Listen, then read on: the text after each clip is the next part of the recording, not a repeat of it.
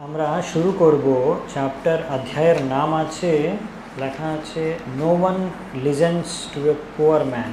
গরিব মানুষের কথা কেউ শুনবে না। তো কেন এরকম বলা হয়েছে দেখবো আজকে।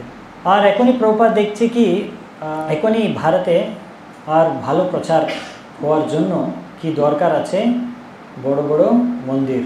আমার ভক্তি প্রচার জীবন চলার জন্য একটা আছে ভাগবত বিধি আর একটা আছে পঞ্চরাত্রিক বিধি। ভাগবত বিধি মানে শ্রবণ কীর্তন, আর একটা আছে পঞ্চরাত্রিক বিধি। ভক্তি করার জন্য দুটো বিধিকে শাস্ত্রে দেওয়া হয়েছে।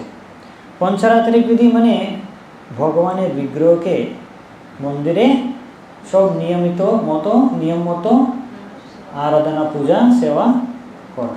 আরেকটু কারণ প্রভুপাদ চাইছে মন্দির, বড় বড় মন্দির বিশেষ রূপে করতে, ছোট নেই। কেন প্রভুপাদ বলেছেন no one listens to a poor man.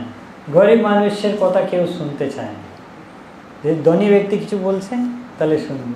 তো বড় মন্দির আছে, তো বড় মন্দির যদি আছে তাহলে কী হবে, অনেক লোক ঘুরতে যাবে। চলুন আমি এখানে একটা নতুন বড় মন্দির হয়েছে, জাস্ট মন্দির তো আছেই, ভগবান তো আছেই, কিন্তু বড় মন্দির আছে তো বিশেষ কিছু দেখার জন্য অনেক জিনিস থাকবে, তো ওরা একটু চলে যায়, মানে বেশি লোক আসে। মানে বড় বড় মন্দির মানে বেশি লোক আকর্ষিত করতে পারে, হ্যাঁ না। ছোটো মন্দির আছে পাড়াতে, ওটা ঠিক আছে পাড়ার লোক একটু যাবে, কিন্তু দূর থেকে তো লোক আসবে না ওই পাড়াতে মন্দিরকে দেখে, হ্যাঁ না।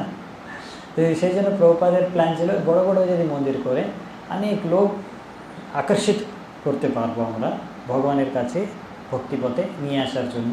মন্দির তো আসবেই সেই উদ্দেশ্যে।